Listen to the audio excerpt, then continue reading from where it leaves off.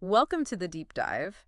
Today, forget just, looking up at the stars. We're really diving into how earthly power games are now being played out way up there. Yeah, space isn't just about exploration anymore, is it? Not at all. It's fast becoming this critical arena for global influence for power. We've got some fascinating material today that really lays bare how high the stakes are getting. Absolutely. We're going to try and dissect this intricate web-connecting geopolitics, Mm. particularly the ripple effects of, well, Trump's economic policies, Mhm. those big tariffs he brought in, Right. and how that intersects with the escalating space race with China. Okay. Our goal really is to pull out the core forces at play and, what they might signal for who leads in space down the line. And maybe more importantly, what these big shifts mean for you, our listener, someone who's tracking these significant global currents. Exactly. Okay, so let's unpack this.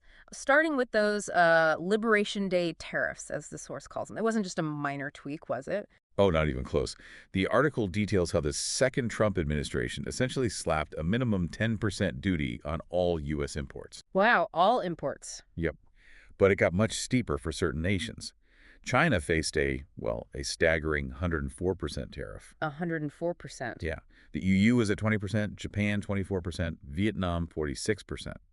So these weren't small adjustments. It was a massive A shift. seismic shift, really, clearly signaling a move towards prioritizing domestic production, even if it meant potentially a huge cost to global trade. Precisely. And the thinking behind it, as the article clarifies, was multi-pronged. Reignite American manufacturing, shrink those trade deficits, Sure. and crucially for our chat today, bolster national sovereignty. And that definitely includes technological independence. Okay.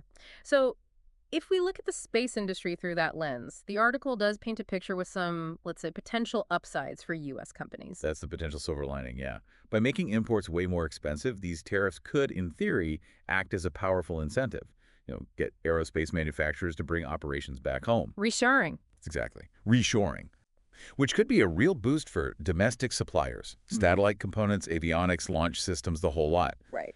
The article also hints that strategic areas, think rocket propulsion, advanced materials, maybe even things like lunar habitats, might see less foreign competition, maybe even get subsidies.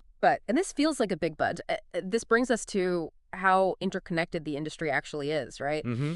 As nice as that made in America idea sounds, space operates globally. You can't just flip a switch and build everything you need domestically overnight. You really can't.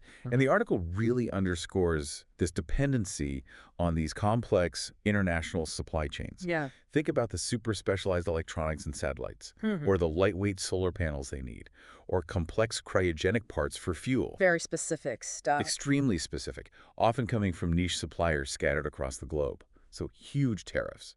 They inevitably mean higher production costs for U.S. firms. And these aren't just, average circuit boards we're talking about. Not at all. Often highly specialized materials, unique manufacturing processes. Maybe only a few companies worldwide can even make them. And those higher costs, they don't just disappear. The article points out they probably ripple outwards, right? Potentially causing delays. That's the risk. Delays to some really big, important programs. NASA's Artemis program, getting humans back to the moon, is specifically mentioned. Wow. And also critical space capabilities for the Department of Defense. So holdups there could have serious strategic implications. Absolutely. Yeah. Especially when you factor in the other major player we need to talk about, China. Right. Okay, let's pivot to the U.S.-China space rivalry. The article frames it as heating up fast. Intensely, yeah. With a particular focus, it says, on the moon's south pole. Why there? What's so suddenly vital about that specific bit of lunar real estate? It's fascinating, really. There's this growing scientific consensus about potentially significant deposits of water ice locked away there. Water ice. And this isn't just about drinking water for future moon bases, though that's part of it. Water, H2O, can be split into hydrogen and oxygen. Rocket fuel components. Exactly, the basic components of rocket propellant. So whoever controls the South Pole potentially controls access to this critical resource. It could be the gas station for future deep space missions. Wow. So it's not just flags and footprints anymore. Not at all. The real prize could be that water ice. It potentially makes the South Pole the most valuable strategic real estate, well, maybe in the whole solar system right now. Okay, so the game's changed. It's about resources that could fundamentally reshape space travel. The article highlights the U.S. plan. Artemis, NASA, SpaceX, international partners, aiming for a human landing, maybe 2025, and a sustainable base. That's the U.S. vision, a big collaborative effort. But China, as we know, has its own significant ambitions. Their own station, right? Indeed. They've increasingly acknowledged this competition, which is actually a shift in their public stance. Their International Lunar Research Station, or ILRS, is positioned as a direct competitor to Artemis. How are they framing it? The article points out Chinese state media, top science officials. They're framing it in terms of technological superiority, operational efficiency, even drawing parallels sometimes to the old Cold War space race. Wow, echoes of the past, but maybe with even bigger consequences now, given those resources. Potentially, yes. And the U.S. perspective, according to the article, sounds like there's a growing concern. It mentions Jared A Isaacman. nominee for NASA administrator, yeah. He apparently warned against shifting focus away from the moon towards Mars too quickly. Right. He stressed the real danger of China potentially gaining a strategic upper hand on the moon and what that would do to U.S.-based leadership. So it raises this big question about long-term strategy, doesn't it? It really does. Is the priority securing the moon, those resources, developing capabilities there, or is it still the big, ambitious leap to Mars? And the article highlights this as a key fault line, a debate happening right now within U.S. space policy circles. Now, this rush to the moon, setting up long-term operations, it inevitably brings up some really basic questions about, like, property rights, governance in space.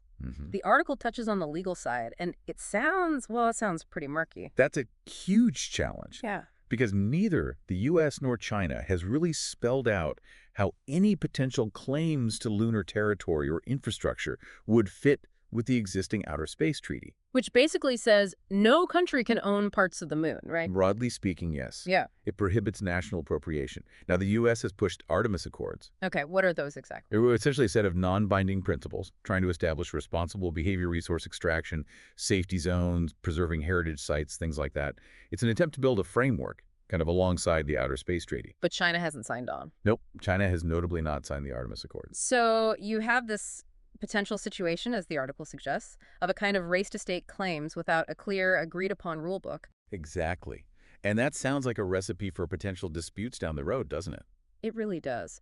Without some kind of mutual agreement on these basic legal points, the competition could easily spill over from just technology into, well, serious legal and geopolitical clashes. Absolutely. Okay, so we've got governments, intense competition, but the article also makes it crystal clear. You can't analyze U.S. space strategy today without factoring in one person, one company, Elon Musk and SpaceX. No, you absolutely can't. SpaceX is, well, they become indispensable. Transformative, really, for the U.S. space ecosystem. How so? Remind us. Well, they hold the prime contract for NASA's Artemis lunar lander. That's the Starship vehicle. They're the undisputed world leader in satellite deployment with Starlink. Right, Sterling. And they're a key launch provider for the Pentagon's national security missions. It's this hugely integrated private space powerhouse with truly global influence. And the article points out kind of astutely, I thought, that Musk's influence is a bit of a paradox. Well, on one hand, SpaceX is undeniably pushing U.S. capabilities forward at incredible speed. But on the other hand... Ah, yes. His public statements, his sometimes unpredictable political stances, they can inject a degree of volatility, maybe uncertainty, into long-term strategic planning. Right. And the article also brings up that debate, again, fueled by Musk's primary focus being Mars colonization. That long-term vision. Which, as we heard with Isaacman's comments, doesn't always line up with the view that maybe sustained lunar development should be the immediate top priority. It's like that internal tug-of-war playing out again. Where should the immediate emphasis be? But putting aside those different long-term visions for a second, the article really hammers home the near-term strategic importance of Musk's tech, especially Starship. Undeniably. The potential for Starship to drastically slash launch costs if it becomes fully operational, that's a genuine game changer. Wow. It could revolutionize getting cargo not just to orbit, but maybe between planets. And it would massively boost U.S. logistics, both near Earth and for deep space missions later on. And we're already seeing the impact of private players like SpaceX in real-world geopolitics, aren't we? We absolutely are. The article cites Starlink in Ukraine. Right. Keeping communications open. Exactly. It just underscores how vital these private satellite constellations have become. For comms, situational awareness. Hmm. Even in active conflict zones, it really shows how deeply private space capabilities are now woven into 21st century power projection. So if we try and tie all these threads together, what picture emerges? It looks like a convergence, really. A convergence of powerful forces putting the U.S. at a critical crossroads. You've got the legacy of Trump-era economic nationalism. Right. Then you've got a very assertive China with clear, ambitious space goals. Hmm. And you have the rise of these incredibly powerful private players like SpaceX. So the article seems to conclude by highlighting this central tension. The tariffs, meant to boost domestic industry, Yeah, they also risk disrupting the international cooperation and the complex supply chains that you often need to stay ahead in space. precisely. It's a tricky balance. The article really stresses this urgent need for the U.S. to develop and stick to a clear, coordinated strategy. A strategy that does what? Well, it needs to carefully balance Moon versus Mars ambitions. It needs to effectively align public efforts, like NASA's, with private sector dynamism. Okay. And it needs to actively work to reinforce international norms, those rules of the road in space. Because ultimately, as the article wraps up, the choice is made right now. They won't just shape space exploration's future. No, they'll significantly shape the geopolitical map of the mid-21st century and probably beyond. So the question isn't if space is political anymore. It absolutely is, unequivocally. The real question is about the wisdom, the foresight of the political choices being made right now in this new frontier. And that brings us full circle, doesn't it? We've looked at how economic policies like tariffs, designed for one thing, can have complex, maybe even counterproductive effects in a global sector like space. Right. And we looked at the intensifying U.S.-China space race, especially around that strategic lunar South Pole. Mm-hmm. And we highlighted the huge, sometimes disruptive impact of private companies like SpaceX. So, as you, our listener, reflect on all this, how deeply space is now tangled up with earthly geopolitics and economics, here's a final thought to mull over. Yeah. What unexpected challenges or maybe unforeseen opportunities might pop up as this new era of space competition and commercialization really takes off? Interesting. And maybe critically, given the lack of really strong international agreements right now, what role will international cooperation, or maybe more realistically, the lack of it, ultimately play in shaping humanity's future out there among the stars?